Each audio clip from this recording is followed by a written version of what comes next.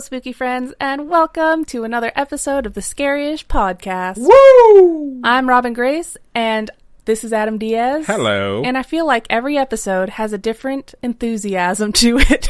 Mine or yours? just like, no, like every opening is a different, I don't know, level of energy. Yeah. Some are like, nah, some are like, woo-woo. It depends on the time we record, the topics we're covering, and how tired we are. Because right now it's 1:07 in the a.m. The episode's due out in 2 hours and 53 minutes. But I'm pretty hyped up on coffee right now, and the realization that we are not alone. So pretty excited to get to this episode. I mean, we both drank coffee like at 10:30 or something like that. Yeah, I made a an cup. Unhealthy time of day. I mean, we have to stay up late to do the episode. Sometimes you need the caffeine, because a lot of times we'll be dragging ass through the episode, and yeah, it can be funny. But, like, I wanted to get some really good facts for this, so I was like, I need to be wired. I just turned in my lab report at, like, 9 o'clock. So that's why I'm just like, I need this coffee. I need to get jacked. I need to get this episode done. We're going to do this. Hopefully you guys enjoy it. It's going to be great. So. Who's going first? I'll go first. What are you covering this week, Robin? I'm going to be covering the mystery of the Herxheim. I've never heard of it. Herxheim? You sent me one picture that got me really excited that this was about Jurassic Park, maybe? It is not. No dinosaurs. Velociraptors and stuff like that, and then you told me it wasn't, so I was like, bummer. No dinosaurs were hurt in the making of this episode. Good to know. They're all gone. That's probably why. So I'm going to be covering something extraterrestrial in nature, which is known as exercise Mainbrace. But I believe you're going to be going first, if I am not mistaken. Put 3 T's in that. You're welcome. Okay. All right. So this week, I'm going to hit up history. It's going to be a historical mystery. Nice. Thanks. That's what history stands for, huh? Good to know. Oh, what? That's cute. Historical mystery. You should spell it Hystery. Oh my God. We created a genre. Boom. Look at that. You're welcome, world. So this mystery dates back to like BC kind of history. Way back in the day, like we joke about the before 4. This long ago. This is literally before year 1. All right, so I was absolutely intrigued when I came across this topic because I guess I'm morbidly curious. So things like this definitely pique my interest. This one's going to take place in southwestern Germany, so let's take a ride on over to learn about some gruesome history here. Indeed. Yeah. Nothing gruesome's ever happened in Germany before. Oh, geez. I didn't even think about that. Thank you. Mine revolves around the aftermath of World War II. So. No, Siri, what are you doing? Siri somehow activated. We said something about Germany, and Siri's like, what are you saying? Oh, my God. Okay. So, during the 1990s, the Municipality of Herxheim, probably not saying that right, but that's how I read it, because that's how it's spelled. Spell it for us. Herxheim. My sister... I think that sounds right. My sister who took German is probably sitting there listening to this like... 9! Oh my God. So this municipality was being built. We looked it up because I asked Adam, I was like, what's a municipality? And he goes, I don't know. So we Googled it, and a municipality is like its own governing entity type thing. It can be a town or a city. So we looked that up for you guys if you guys are curious to what that is. We wondered too. So we're in the same boat as you. Now we know. And knowing's half the battle. At least you say it like that so we don't get like, I don't know, some strike. No copyright strike for that one. So... Hey kid, I'm a computer. Stop all the downloading. If you've never seen the old E-Bombs World videos of G.I. Joe redubbed, you are missing out on a wonderful treat the internet has to offer you, and you should absolutely go watch all of them. E-Bombs World, I'm pretty sure, existed before YouTube. That's how fucking old it and I am. So, anyways. I'm pretty sure E-Bombs World is like, it predates 4chan and all that stuff. Oh, it absolutely predates 4chan and Reddit and all that shit. So, all right, I will let you return to it. Sorry, that's my coffee cup. You clink around your coffee spoon.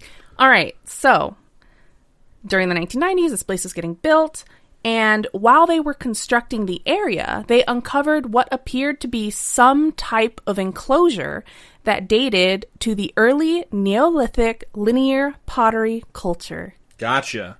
When I read that, I was like, that's really long. But you all know the Neolithic eating pottery culture or whatever. What's that, you say? It's a time frame that archaeologists date to be around 5500 BCE to 4500 BCE. Jesus, that is the long ago. Yeah, so BCE stands for before the Common Era, or before the... It relates to the time of, supposedly the time of Jesus Christ. Right. So what you're telling me is what you're about to tell us takes place as like far away 7,000 from Jesus. Yeah. Twice as far away from Jesus as we are from Jesus currently. Yeah. Yep. That's impressive. This is a long time ago. Gotcha. And... It's a lot of Jesuses. What the hell? You're so stupid. I'm just imagining if this was like a doctored up YouTube video, it would be like a timeline. It would just show like Jesus laying down like 3 times. Oh my god, this is awful. Okay. This era is defined by linearly designed bowls, agriculture, and the remains of hunter-gathering, I don't know. Artifacts. Like cultures and things like that. Gotcha. Groups of people. It seems pretty innocent, there's this town, they're building stuff, they find cool historical artifacts, it's great. But, unfortunately, what wasn't necessarily known at the time was that this was a sign of the mysterious disappearance of an entire community. Interesting. Yes, I know. I know we covered Roanoke before, which was an entire disappearance of people. Lake Anjikuni? Lake Anjikuni was one of the mass disappearances as well. So what's also unfortunate is that parts of the site were also destroyed by the construction before they could kind of figure out what they had landed on and what they'd found, which is sad because anytime you lose any history like that is just an unfortunate happenstance. Then, in 2006, something even more interesting happens. They uncovered the bones of more than 450 bodies. Jesus. All dating... Again. Jeez! Oh! I'll stop. Oh my gosh. So they uncovered the bones of more than 450 bodies, all dating to the same 50-year time frame. Wow. And they were buried together in a series of ditches. And... Or like ditches, graves, they're all like triangular-ish shaped areas. An original report in the Journal of Conflict Archaeology counted 450 bodies, where a later report in a publication called Antiquity toted a higher total of 500. 500 is now the number that a lot of people go off of. They found more bodies eventually that they just added to the total. They used like some mathematical equation that allows them to estimate how many bodies, because what they really found... A collection of bones. ...was bones. Right. So at this point, or at that point of this discovery, only half of the enclosure had been excavated. So they knew 500 bodies were there. They assume there's another 500 in the other half that they have not excavated. And so they think it's like around a total of 1,000 bodies buried in there. And I don't know why they don't excavate the other half, or if they already have and I haven't found the article yet, but everywhere that I've gone today has not had any evidence that they have excavated the other half, because there's no guarantee yet. They're always just like, we assume it's 1,000. Right. Regardless of the number of bodies that are buried there, what is known is that the corpses had all undergone different post-mortem modifications, which means they were messed with after they died. Not necessarily, quote-unquote, messed with, but... Robot legs, laser eyes, that sort of thing. Gotcha. Yeah. There was evidence that meat was cut off the bodies. There were also signs of the removal of the tops of the skulls. There was also signs of things that happened while they were alive as well, like near death. There was specific damage to frontal bones, which is like the bones on the front of your face. And they're mostly in the center of the forehead and above the orbital sockets. It's like they had this design, they're going to do this, and that's just what they did. They're caving in people's foreheads and cutting off the tops of their heads. There were blows along the line above the ears to remove facial bones. It was like they were doing things purposefully and meticulously to these bodies. These archaeologists found piles of systematically separated skulls. So you can look at it kind of like this. They would peel the skin off the skull, and then they would carefully remove the lower third of it, and then they would remove the cap, right, of the skull, and probably use it as some sort of bowl or drinking device or something like that. That's what some people think. Could these be predators and they were taking trophies, perhaps? Predators? Oh, like from the movie Predator? Yeah. Okay, I don't think so. But who knows? We don't know. This is like 7,000 years ago, you know? So you're saying odds are this was a predator colony that Oh my showed God. up. I got you. Okay, keep going. So because of the primitive tools that they would have had back then, they didn't have like any of the chiseled type, you know, devices that we have now. It would have had to have been done by some type of expert because of how meticulous all this stuff was.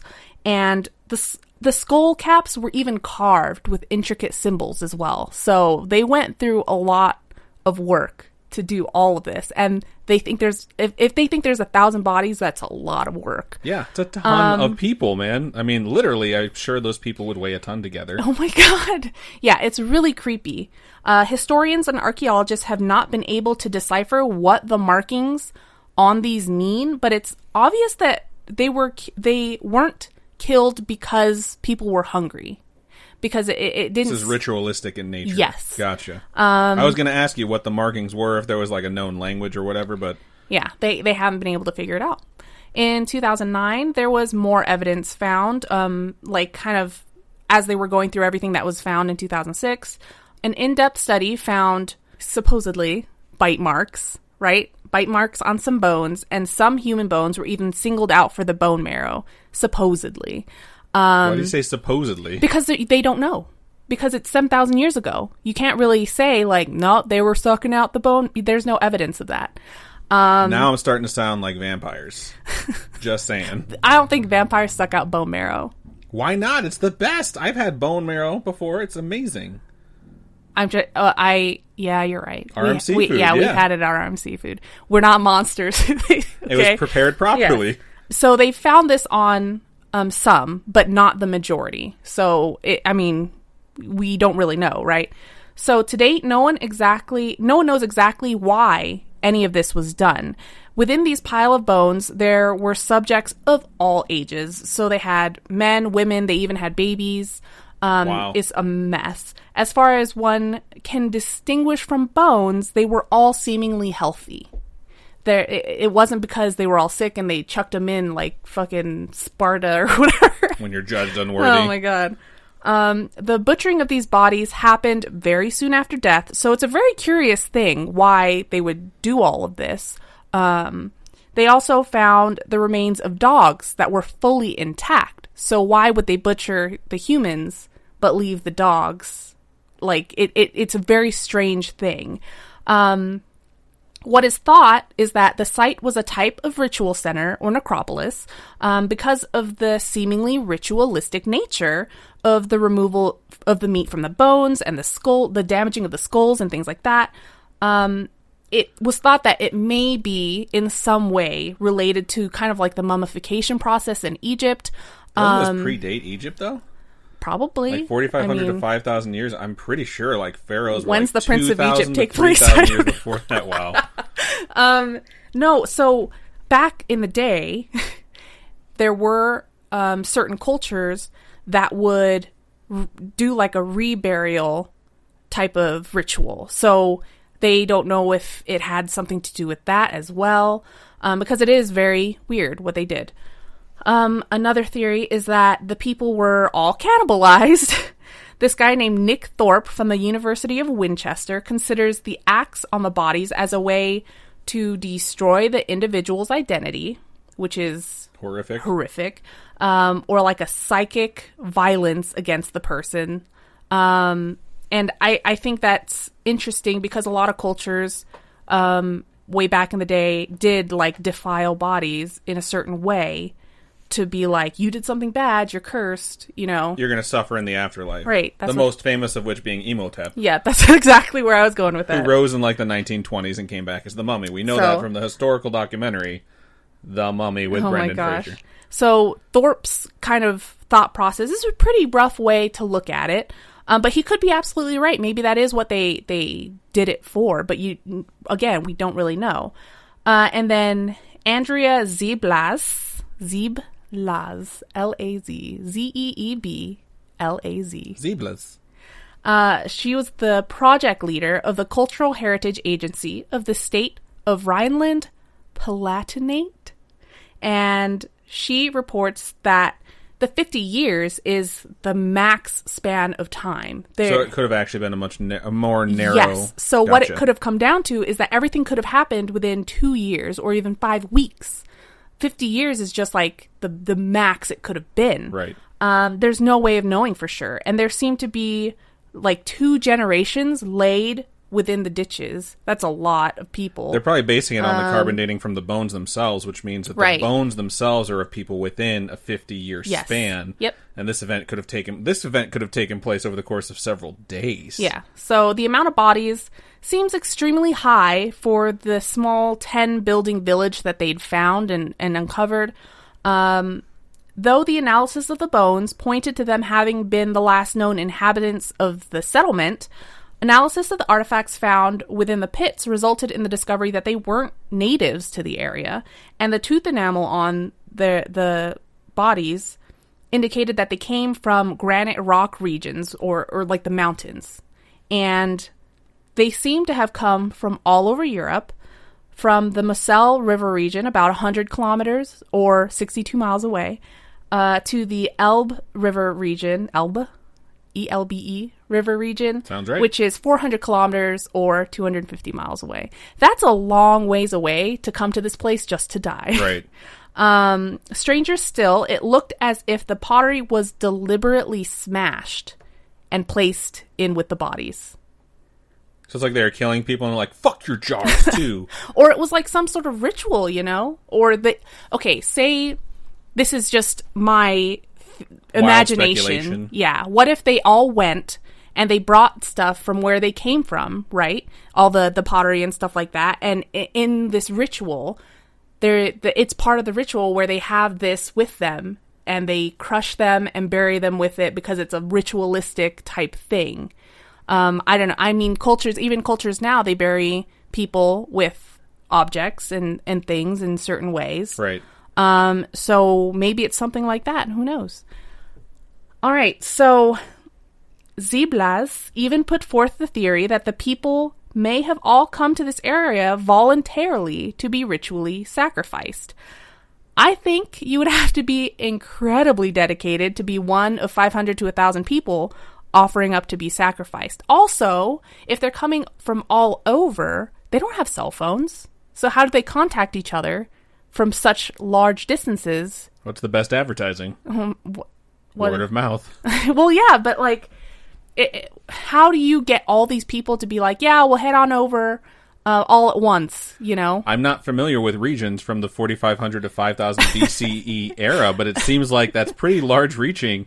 And I don't know, very impactful to convince folks to migrate up to 250 miles just to be killed. Yes. So I don't know, but I understand we're just trying to speculate on what could possibly be going on, but like, don't you think we would have heard? I mean, how the fuck would we know 7,000 years later? But it's just crazy to think that could be part of what happened there. This is literally what anthropologists and archaeologists and stuff are trying. They're trying to figure out. They can't figure out why they would have done it. You know, it's crazy. Intriguing history. Yes, HYSTERY copyright. Oh God. All right. So I definitely know that I'm a big old chicken, and I would not be one of those 1,000 people.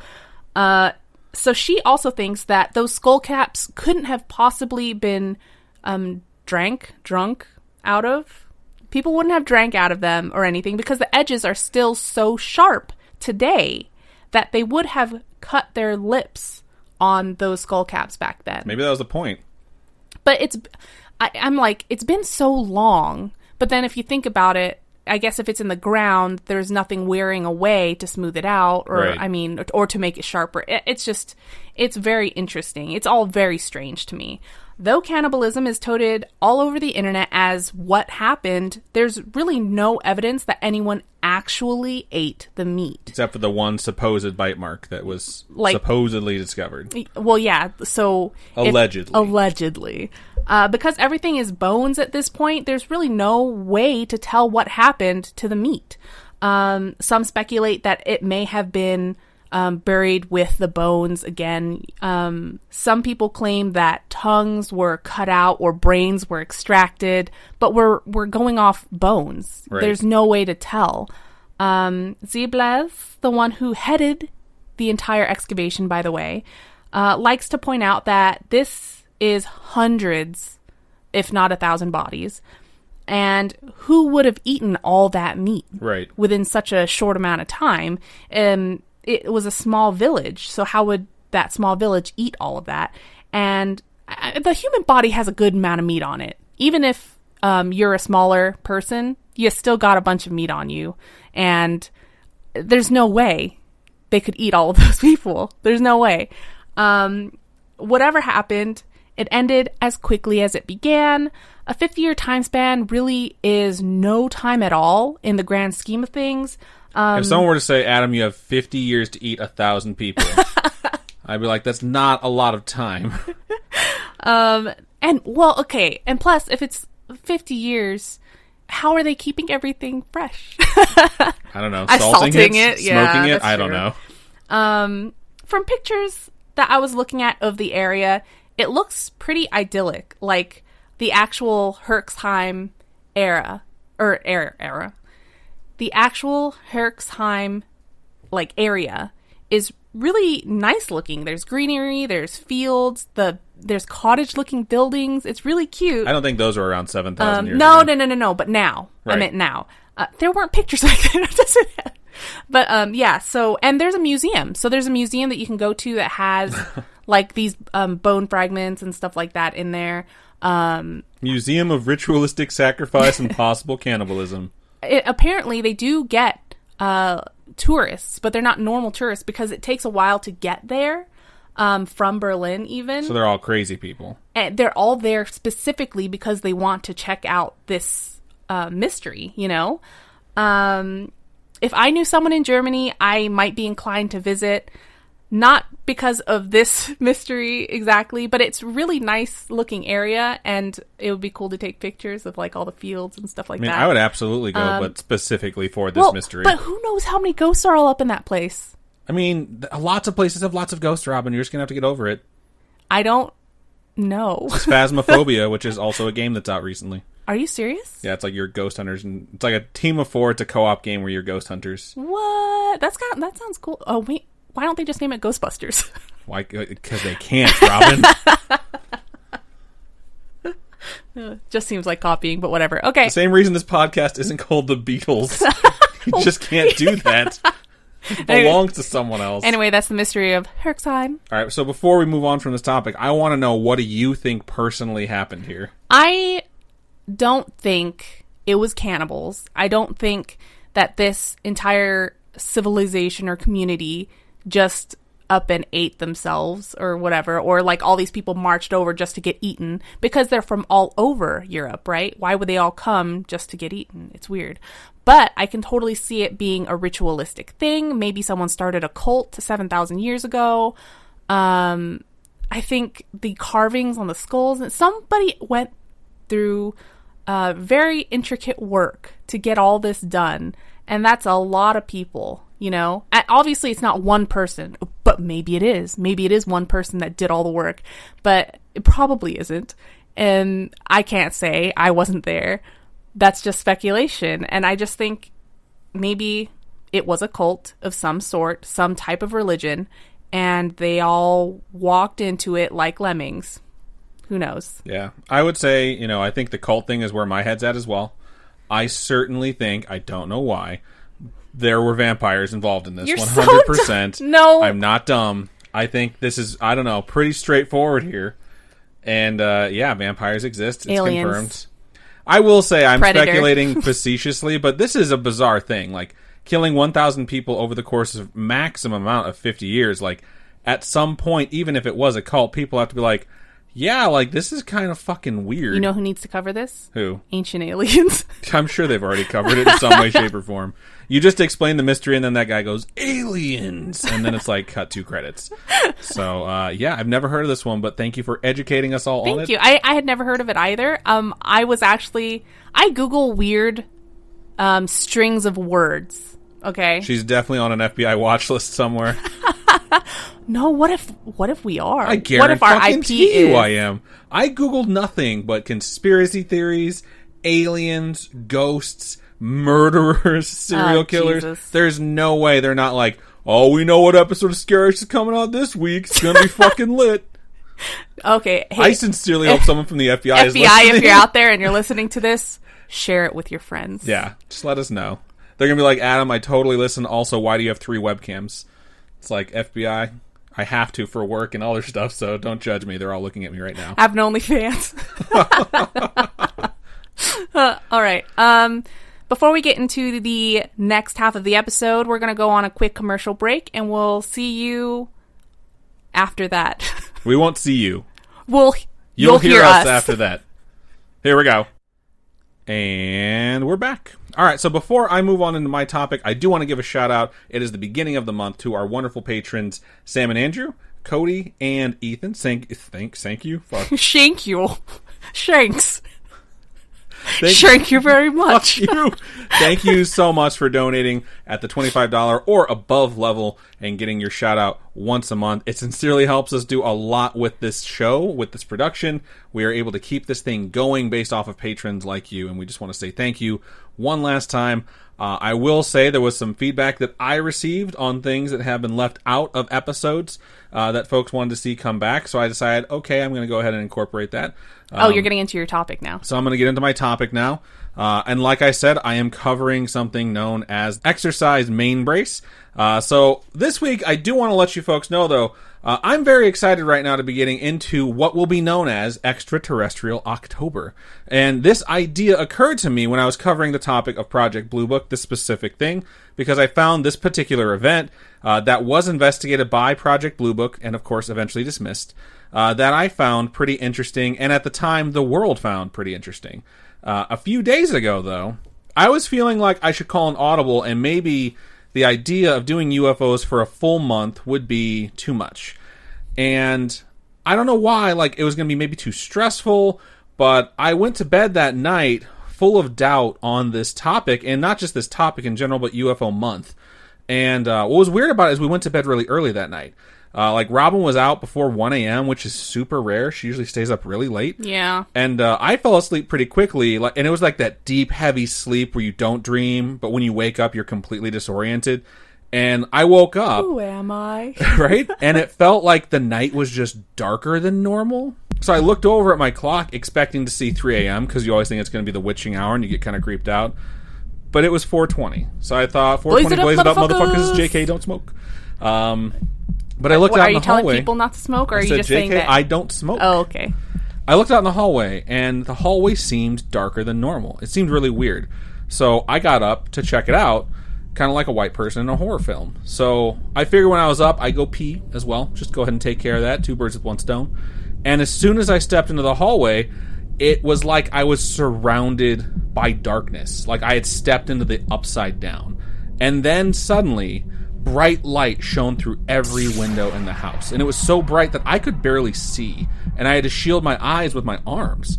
And I started stumbling towards the bedroom because I was very concerned about Robin. I wanted to make sure she was okay. And as soon as I got into the room and I reached out for her, suddenly I was frozen. And the room just faded away. And I was in a pure white room, like the Matrix before they load in, and they can get whatever the fuck they want. Like, I want an army. Concordia. Exactly. It's like, what do you want? 1,000 fruit roll-ups. That's what I want. I don't know how that's going to help you. Just trust me. It's never been done before. No, fruit by the foot is better. You're fucking insane. That's the craziest thing you've ever said on this show. I can only imagine this entire room was white because I was frozen and I could only look straight ahead. But very slowly, these black specks appeared in the distance. And they started growing taller as time passed, and I realized they were getting closer. And when they came close enough for me to distinguish their shape, they appeared as like grayish, tall, big-headed creatures with like large dark portals on their face where eyes would be. And they had no mouth. It's like they didn't need a mouth. There were 2 holes where a nose would be because, you gotta smell shit sometimes. So they stopped around 10 feet from me and seemed to be studying me in a way I've never felt before. Like, not my appearance, but me. Capital M, capital E. Who I am. Like, my character and my decisions and my intentions were all being evaluated. Maybe even things I hadn't done yet. And then one by one, it seemed like they judged me and just sort of faded away until only one remained. And for some reason, I sincerely felt like the reason he was still there, I say he, I don't know, is because he was the most skeptical of me. And he approached me, and he was like all up in my grill, just peering into my soul. And I'm like, what the fuck is going on? And then he too slowly walked away. Maybe he walked away because you kept saying it was a him when it was like... I didn't say anything. I couldn't speak. And the light slowly began to dim, and I could see our bedroom surrounding me again. And I could feel my body slowly becoming controllable again. And right as I regained agency of my own being, this lone figure, barely a speck in my vision, spoke. And the voice sounded like a perfect mixture of Arnold Schwarzenegger and Conan the Barbarian and Sylvester Stallone in the original Rocky movie, like that part where he's yelling in the apartment. Does everyone remember that? Anyways, the creature shouted this series of absolutely indecipherable grunts and guttural noises, because that's what those two people combined sound like. Oh my god, I can't with you. And it was at this point I realized I would never understand what it said. And then a voice rang out in my mind's ear. And it said... Shut up. Sorry. It said... My mind's ear. Okay. People said they wanted this segment back, so it's back. God. And it said to me, tell them about us. And then a bell rang, like a tuning fork in my soul. And my eyelids grew really, really heavy. And what felt like a brief moment and a never-ending eternity passed suddenly, and then my eyes just opened. And the sun was out. It was morning. The whole thing had been a dream. Or had it? So I decided that the only thing I knew for sure was that I needed to do Extraterrestrial October. And I needed to tell the people. Or as my friend from my dreams said to me. God, I hate you. I hate you. You're so gosh darn annoying. I googled so many weird noises from Schwarzenegger and Stallone, and I was like over here making like muted mouth noises to get that right. Anyways. How long did it take you? It was like 10 minutes. No. I write these things so fast, they just come out and they're God. fucking golden, so pretty happy. Anyways, per the wishes of the visitors, I will proceed with a tale that is so crazy that the TV series known as Project Blue Book covered it as an episode, and people did not realize that the events that took place in the episode were nothing compared to what took place in real life. And as funny as this story I just told you is, by the time I was done with my research, I was 100% convinced that I'm totally being watched right now, and we are not alone, because this shit is fucking terrifying. You know what's funny is literally today and yesterday, I was thinking like, man, aliens got to be real. There's no freaking way that we are the only living entities in the entire world. So we're not talking about the about entire universe or whatever. We're not really talking about it in this episode, but they just discovered that there's traces of possible life based off of like gases that we've observed on Venus. And then they went back and checked and saw that in the 70s that readings that were taken there also showed the same signs of life. We just didn't know how to interpret it as such until recently. So it's like there's been 50 years of evidence that show that there might be some sort of extraterrestrial life. Like necessarily gray aliens, but some type of life on Venus, which is just mind-blowing. Was I talking to you about the planets that they've found billions of light years away? So I was talking to your other boyfriend. No, it must have been my coworker today, but we were talking about how they've found evidence of planets that seem to have structures built around them. Similar. They seem to have like a similar living situation as we do, so we could live on those planets supposedly, but they're billions of light years away, so there's no way for us to even inhabit it unless you have a ship that is going to have generations upon generations of people. That's a fun sci-fi premise, is to like write a book where it's about like the first generation that leaves to get to this place, and then each chapter, I've always thought about doing this, each chapter is the next generation and how far away they get from like the original intentions and whether or not they actually believe that's why they're there. And like, I don't know, it's just sort of, it's a bizarre thing. I was looking up shit this week about faster than light travel, because now that they've discovered multiple things relating to time and gravity, they've like proposed a way that you can like not bend space and not fold space, but like have a drive on one ship that reinterprets space's relativity in front and behind a ship so that it moves faster in relation to everything around it. And it's fucking just bizarre shit. All right, here's the thing.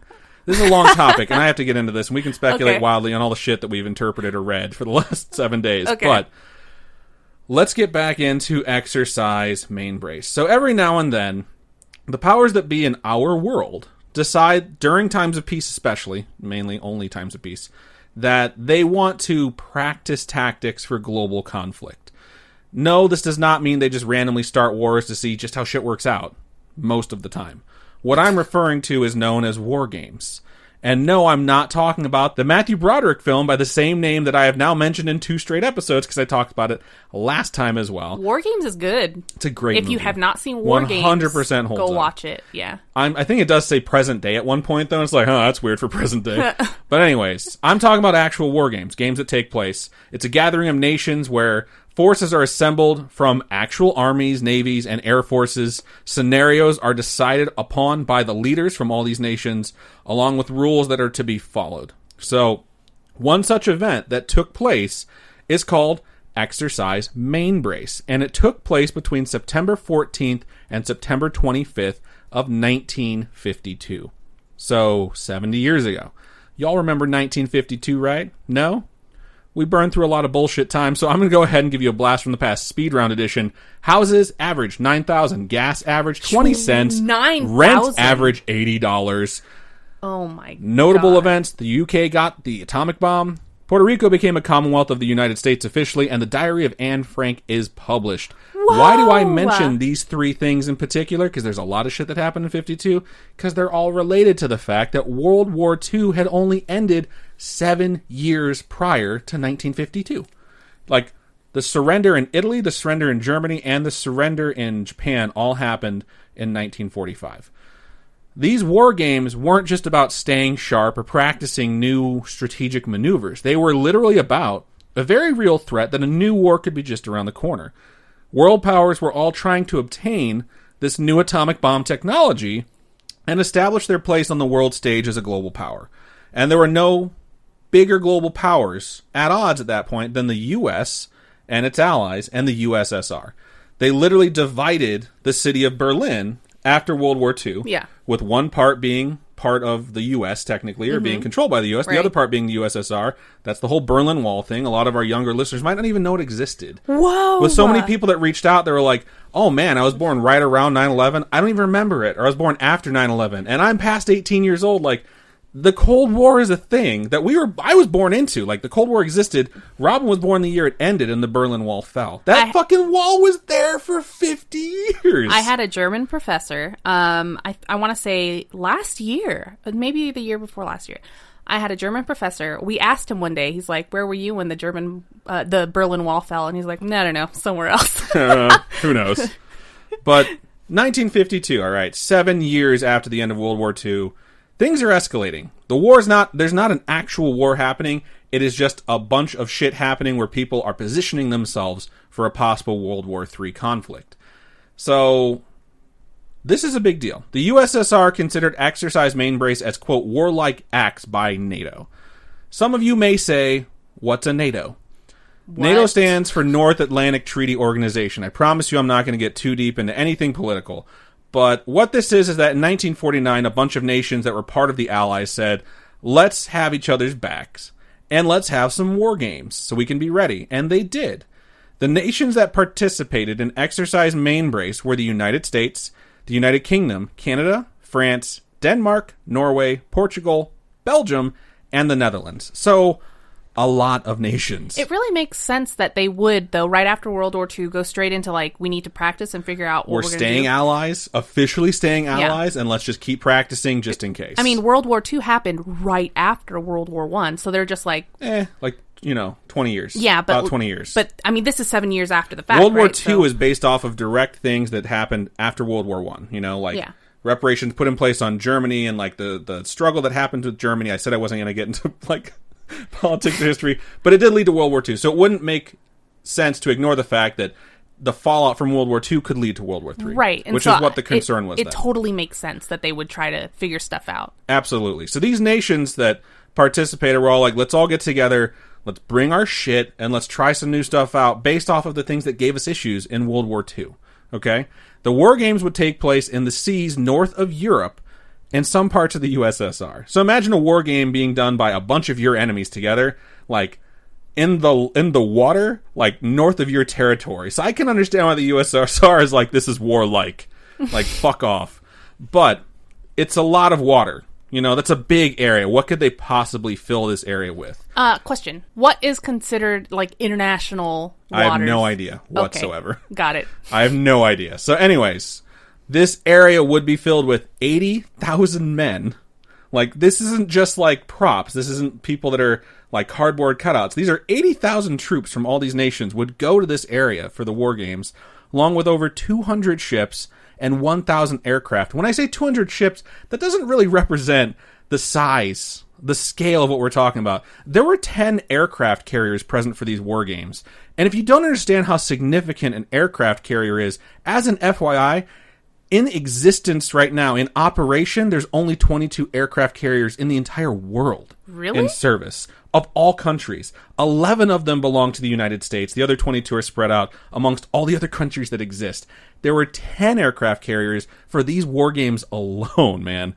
We're talking 70 years ago.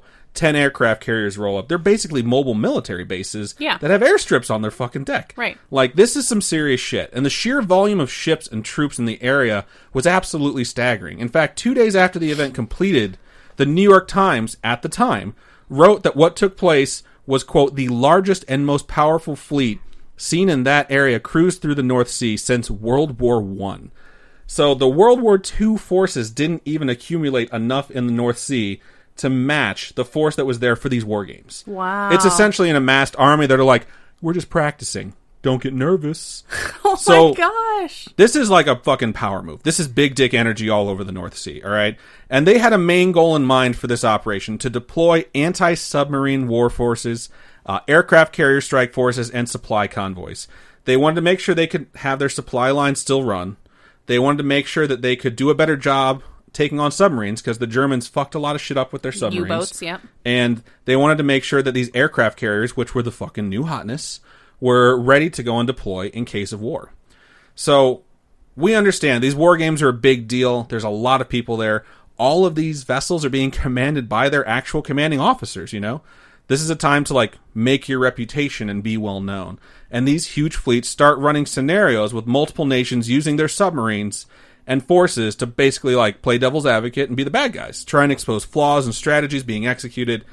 It's interesting to note the UK had 17 of the 33 submarines that would participate in the games. Wow. Because they knew the waters. They're like, we'll be the bad guys. Like, we know this place. Like, we know everything about this place. We're going to fuck with you guys. Like, we're going to make you understand, like, what's wrong with all these plans. So now we know what the war games are, the scale. It's pretty impressive, right? The day before the event kicks off, a Danish destroyer is heading to their position for the events when the captain of the vessel, the captain, guy in charge, right? He officially reports a sighting of a, quote, triangular-shaped object moving through the night sky at alarming speeds. The games haven't started yet. Let's just say, for devil's advocate's sake, you're an alien, you're in charge of watching the Earth to make sure World War III doesn't pop off, and all of a sudden you see all these fucking boats going to one spot, and before the games even start, someone sees something in the sky that's the highest ranking official on this destroyer. We do have, though, now, a black triangular aircraft that cannot be detected. I mean, we have stealth stuff now. What if this this is 1952. But what if this was just what if it was like prototype? A prototype with the technology from today 70 years ago. Yeah. Is what you're getting at. Yeah. Who had it? I don't know. Exactly. The US. And I'll get to that. The US wouldn't be using this. Let me get to this, okay, though? We have evidence from the USSR side of what they had in the area as well. So, and that's because it's been 70 years. It's further detailed for this sighting by Lieutenant Commander Schmidt Jensen, which is just such a great fucking name, that the craft was emitting a blue glow and had been traveling at, I shit you not, 900 miles per hour. Wow. For reference, the speed of sound is 767 miles per hour. It was only broken 5 years earlier than that. It had first been broken 5 years before that, And this craft was moving at 900 miles per hour, a speed at that point unattainable by any aircraft known in existence. The sighting was reported and documented, and it was thought at the time that it could perhaps be USSR technology using exercise Mainbrace as their own kind of war games to test out their surveillance devices, as well as possible experimental aircraft. You see something weird, you don't know what it is, you're like, we're right by the USSR, maybe it's them fucking around, you know? According to intelligence, the Soviets did not have an aircraft that matched this description or had this capability. We now know, based off of declassified documents from the fall of the USSR, they had broken the sound barrier 1 year after the United States had. So it had been 4 years since they broke the sound barrier. The crafts that were being used to break the sound barrier at the time were literally strapped to the belly of a bigger plane, flown as high as they could be into the atmosphere, and dropped like a fucking missile. And piloted while they're being dropped. There wasn't jet propulsion yet. That's terrifying for the pilot. What do they do? They just pilot it and they land it. Oh, okay. So, they don't just crater into the ground. No, they don't. So here's the thing, though. The USSR declassified documents after their collapse that shows that they did have a prototype for what was to be a jet engine at the time, and it had been tested. It was not triangular in shape. It was more missile-shaped. And when it was tested, it only reached a speed of Mach 0.9, which is around 700 miles per hour, not 767, and certainly not 900 miles per hour. So it's confirmed that none of the nations that were participating had this, and the USSR did not have something that could do this. I just think our country is kind of shady that we could totally have had something like in the works. So I'm going to keep going with this, and we'll see how wild your speculation gets against the U.S. traitor. So no one knows what the fuck this thing was to this day. Everyone just shrugs off at this point, and they're like, that's weird, but let's keep going. We're not calling this thing off after one sighting. We'll just keep our eyes in the sky. September 14th hits. The games begin. Things are going well on the global stage, and the media is there to document the momentous event for every country. They want people to know this big event is being done and how well things are going. They want people to feel safe, and they want enemies to feel intimidated about the massive might of this army, you know? September 19th, 5 days into the game, a British aircraft known as the Meteor, it's a type of aircraft, so like a MiG, you know? So a Meteor is returning to RAF Topcliffe, Royal Air Force Topcliffe, which is an airfield in Yorkshire, or as they pronounce it, Yorkshire, England. It was piloted by one Michael Sweeney, a staff instructor, and his student David Crofts. There's this wonderful site by Dr. David Clark that details these events far beyond of any other website I could find, including the History Channel. Wow. And it has interviews directly with Sweeney from early 2000s after this became declassified and he was allowed to speak on it. During the flight, things were going normal until they ascended past 15,000 feet. Upon exiting the cloud layer, Sweeney states that he got, quote, "the fright of my life because there appeared to be, smack in front of the airplane, 3 white or nearly white circular objects. 2 of them were on a level keel and 1 of them was canted at a slight angle to one side. I thought, God almighty, this is 3 chaps coming down on parachutes, and I literally took the stick, or pole, as we used to call it, out of David's hands so we didn't tear through those parachutes." That's scary. Because they're orb-like, he assumed immediately, like, these are parachuters dropping down and we're going to hit them. That's how fucking close they were. He continues, "It was something supernatural. I immediately thought, of course, of saucers, because that's actually what they looked like. They were not leaving a condensation trail, as I knew we were. They were circular and appeared to be stationary. They're fucking floating." Condensation trail. "We continued to climb to twice that height, to 30,000 feet, and as we did, they did in fact change position. They took on a slightly different perspective. For example, the higher we got, they lost their circular shape and took more of a flat plate appearance, like when you hold a tea saucer above your head and look at it, then bring it down to eye level, it loses the circular shape and becomes a flat plate. At one time, the objects, which were still very much in view, appeared to go from one side of us to the other, and to make sure it was not an illusion caused by us and our airplane moving to one side, I checked that we were absolutely still on a very steady heading, and sure enough, they had moved across the starboard side of the aircraft." End quote. So this guy is describing in vivid detail this encounter with unidentified flying objects. Is it possible that because of their altitude, his mental acuity could have been affected? Let me continue. Aside from the fact that there's 2 people seeing this, along with every radar in the UK picking this up. Oh, all right. Let me continue. So they could still see these UFOs after reaching 35,000 feet. They climbed to their max altitude, and these objects were the traditional saucer UFO we think of, giving off this off-white glow. Both pilots noted that they could not observe any signs of propulsion. They had no idea how these things were flying or floating. There didn't seem to be any propeller. There didn't seem to be any sort of jet engine on this thing. They had no clue. The pilots were so shocked at what they saw. Sweeney considered aloud to the air traffic controller that his oxygen was not working properly and that he may be hallucinating what he's seeing. That's what I'm saying. When it was confirmed by his co-pilot, he was seeing the exact same thing, and then by their med check that their oxygen levels were fine, and then by the radar that the objects were being picked up, he realized these things were fucking real. They called into air traffic control and alerted them, hey, we have unidentified flying objects up here. And the fact that the staff instructor was calling and saying that had folks on the ground absolutely frantic. They realized something really fucking crazy was going on, and they notified everyone they could. Air traffic control advised the pilots to do something that is simultaneously awesome and terrifying, which was to approach the objects directly to see what the fuck they were. And they did. They approached at around 600 miles per hour and seemed to be gaining on one particular object, but when they were close enough so that the object, quote, filled half their windscreen, it suddenly turned on its side like a plate and climbed away out of sight at great speed, end quote. So instead of horizontally, it turned vertically and just was it turned on its axis, basically. Yeah. Like a plate spinning on a pole. Okay. It's just like, and fucking gone. The sightings took place over the course of 10 minutes in the air. This wasn't brief. This lasted for 10 full minutes. Imagine the scariest thing that's ever happened to you, then imagine it lasting for 10 minutes. This was not the only thing that happened at this time.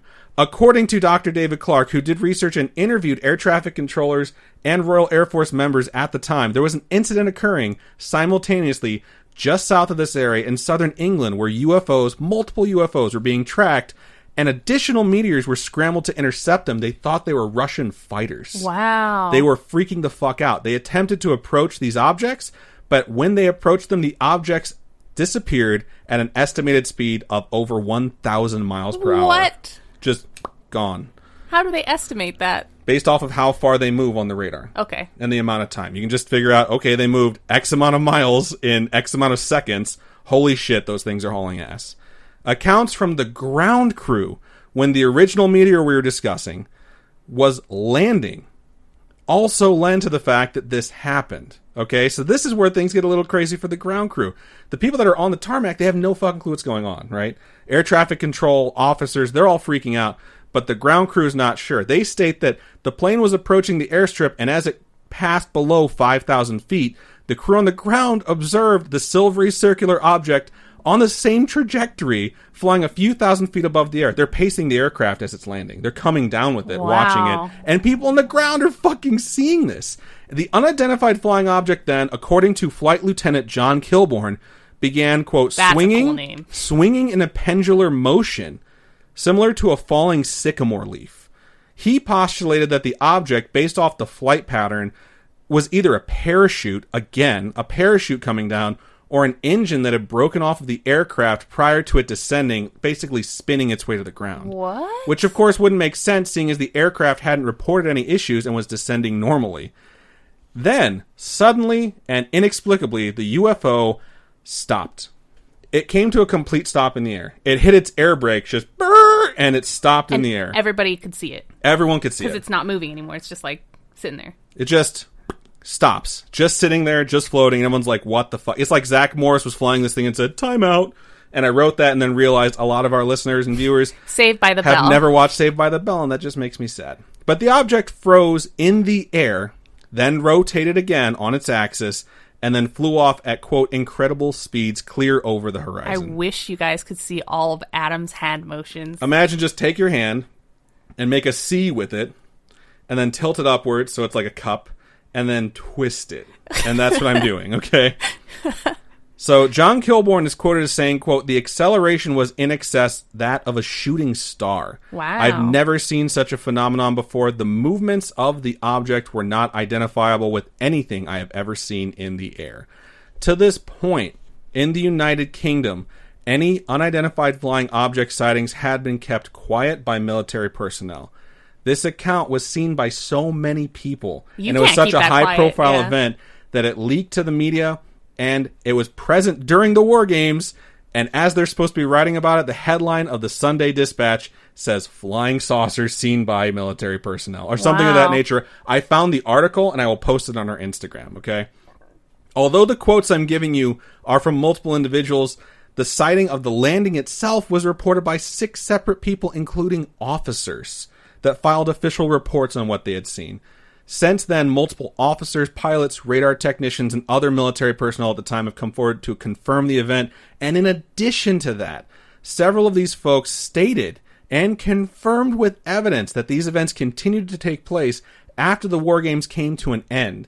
A log was released from October of 1952, the next month, and some of the crews that were in the air and noting the times pilots would take off and do things literally wrote in the margin saucers !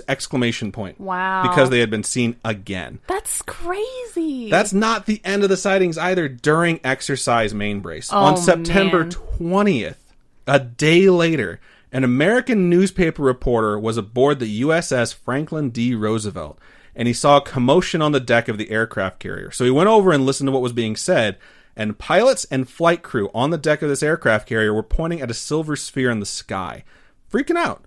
The reporter, whose name is Wallace Litwin, who you will hear about in a future episode, sees this object and takes photos of it.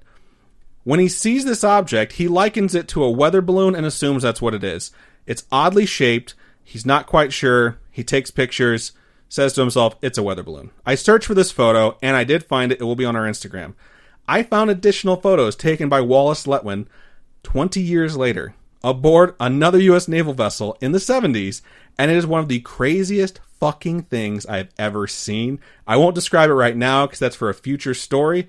It's for our future installation during Extraterrestrial October. So let's stay with 1952. But I saw it and I was like, you have to come over here and look at this. This is the craziest shit I've ever seen. Yeah. And it's real. And it blew my fucking mind. He was so excited about it. Excited / terrified. This particular photo, he takes it. He leaves the deck. He goes below deck. And he finds other newspaper correspondents that are there to write for different newspapers. And he tells them that he just shot, quote, shot a flying saucer. He goes on to clear up his joke and tells the correspondents, what I saw was a weather balloon, but I took a picture of it. Upon saying this, the ship's executive officer overhears and approaches him and the other correspondents, and he tells them very seriously there have been no weather balloons released that day. Wow. He asks for the description and the location of the object, and then the executive officer, showing concern, contacts the only other vessel in the area, the Midway. What? The Midway then confirms there are 1, no weather balloons in the area, and 2, all weather balloons are accounted for. No one got a hold of one and released one. No one forgot to bring one in. Nothing. They're all accounted for. That object was of unknown origin and still is to this day. Since the collapse of the USSR and the declassification of Cold War documents, there's been nothing released, revealed, recovered, or anything of that nature that shows any sort of observation or testing equipment of aircraft in the area during Exercise Mainbrace. Their documents do show that they were so annoyed by this event, okay, they started preparing their own war games that were supposed to be on a grander scale but would take place in their particular Soviet zone. And they weren't really focusing on what was happening aside from making sure that they didn't cross over the borderline that they were supposed to, respect. They weren't coming into their airspace or into their sea space. I don't know what you call it. C-SPAN. So the massive gathering of forces, though, drew the attention of someone or something that to this day remains unknown. Something was checking up on it. Something was watching what was happening, and no one knows who it was. So your speculation, well, maybe it was the U.S. watching themselves. Is it possible it's a different country altogether? It's not the USSR, it's not the U.S.? Who would have had the technology at the time to do this? China. Nope, I don't know. No one. At this time, no one would have had the technology. No one has this technology You don't now. know that? What if they have secret aliens? No one has this technology now terrestrially from the world as we know it. And if they do, they've hidden it for 70 years and never used it for anything but constant observation and then rapid departure into space. I'm telling you, we shady. I hate you so much, dude. Without getting too deep into future installments that are going to come this month, this is not the only time, double negative, that these sort of things have been seen at gatherings of these natures. It is not only that these objects have been seen observing military bases just general military presence or large gathered forces. Most recent observations of crafts exactly like this have been seen near and around bases housing nuclear weapons. Yikes. These sightings are shockingly similar and are taking place literally in the last 5 years. Since tensions have continued to escalate within the world, sightings of these objects have increased, but they're being kept as quiet as possible. There's several documentaries out there right now of people working with governments who are not trying to deny this, including the Italian government, where they've turned over documents that list sightings of this nature for the last 70 years. Wow. And how frequently they're going towards not only military bases, but the sea, the ocean, and in particular, locations that are still undisclosed of nuclear weapons. That is crazy. It's also terrifying. It's absolutely terrifying, without a doubt. And it certainly seems that dangerous forces or weapons seem to attract the attention of whatever the fuck these things are to this day, and we still don't know what or who they are. Well, what if, aliens, right? And they're just like, let's look at these little things, these little people, and see what they're gonna do. It's like, let's keep track of where all their, end of the world bombs are, and anytime they gather together, we don't know if they're fighting yet or not, let's just keep an eye on this shit. Yeah. And it's like, that certainly seems what's happening. What is super interesting about this is before this event took place... What if we're just ants in a little ant farm for them? You know that's what we are. Before this event took place, Winston fucking Churchill wrote to the military and asked for a full report on unidentified flying objects, and he wanted to know what the hell they were. It's since been released. They didn't have an official department for handling unidentified flying object sightings in the UK. They were just being investigated routinely. After these events, this event in particular, with the meteor sighting, they created their own Project Blue Book for handling all of these things because it was so... not just documented, it was so impactful in their own military. They're like, we need to take this fucking seriously, and we need to start paying attention to all these things. I'm just mind blown. That's just, wow. They literally stopped saying, this has got to be some sort of Soviet craft, and they started saying, everything we have seen points to this being some form of unknown army or enemy or however you want to think of them. But they, to this day, still don't know where these things came from. It's completely unknown origin. You might think that it's some sort of clandestine government that has this sort of technology for the last 70 years. But the creepiest part about it is something was fucking there. Something was absolutely there. And we have no idea to this day. As the public, we have no idea. It's District 12. People might actually know. District 12? Katniss Everdeen's district? Oh, is it not? Oh, which one's the one with 13. all the... 13. It's District 13. That's what it is. I mean, they had nuclear weapons, but they didn't have a whole lot of other stuff. Read the books, Jesus Christ. But yeah, that is Exercise Mainbrace, which apparently the Project Blue Book show has an episode on, and it piqued people's interest in this again, which is why things slowly started popping up. I will say the website that I mentioned has one of the best interviews I've seen where they just have a bunch of quoted dialogue of the two pilots who were in the cockpit when this happened. And the history website, like history.com's website that details this event, has the people on the ground and what they saw. So it's a absolutely bizarre occurrence that took place in 1952. And Project Blue Book investigated, and they basically wrote off as yeah, it's an unidentified flying object. We don't know what it is. Case dismissed. So that's so crazy. The general way these things are dismissed when they can't be explained is kind of haunting, but I'm pretty sure it's just because whoever's actually doing the investigation isn't going to disclose an official report, you know? But who knows? Maybe we are seriously just ignoring it. I wouldn't think something so terrifying, something so real, would kind of be overlooked, but with the way things have been handled this year in 2020 with some of the craziest shit I've ever seen, there's no telling what amount of negligence could happen for something where it's the effort would be too great to figure this out, which is what they came to the conclusion of when they started their own Project Blue Book in the UK. It was we can never figure this out.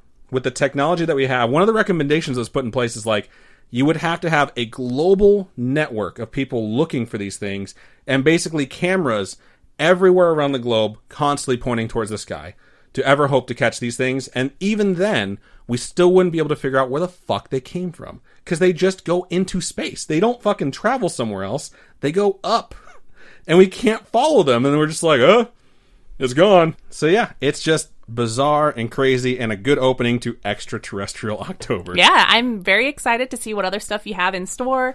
I'm super duper excited that this is going to be your season since last year was my season. The truth is out there. Yeah, so some of the other things I'm going to be covering involve recent sightings. Some of the other things I'm going to be covering involve mass sightings. It'll be very interesting October. I'm super excited. Sure. Hopefully you folks are excited too. It's going to be a great spooky month. Yeah.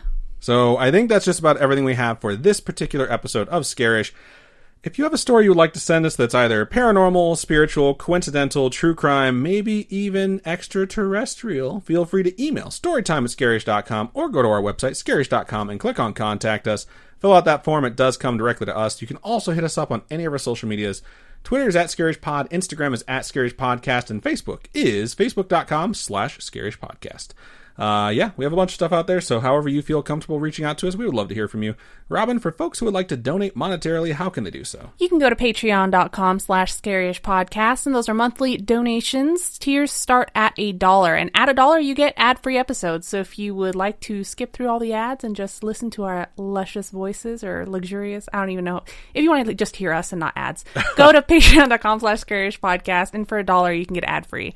You can also go to Ko-fi, ko-fi.com/ScarishPodcast. Those are one-time donations.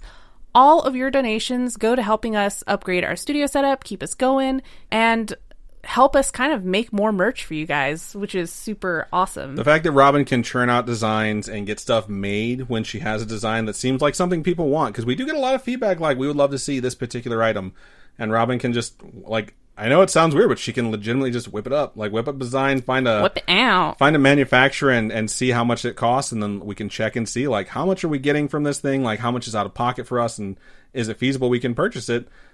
All of these donations absolutely make those things a reality. So. Also, surprise merch drop on Teespring. There's a new design if you guys want to check it out. Cool. That's exciting. So go check that out right now. Yeah, you have to get to this part in the episode to learn that. Which everyone has probably already turned off, so let's hope not. But yeah, that is everything we have. So Robin, go ahead and sign us out. Keep on creeping on, and we will talk to you folks later. Bye.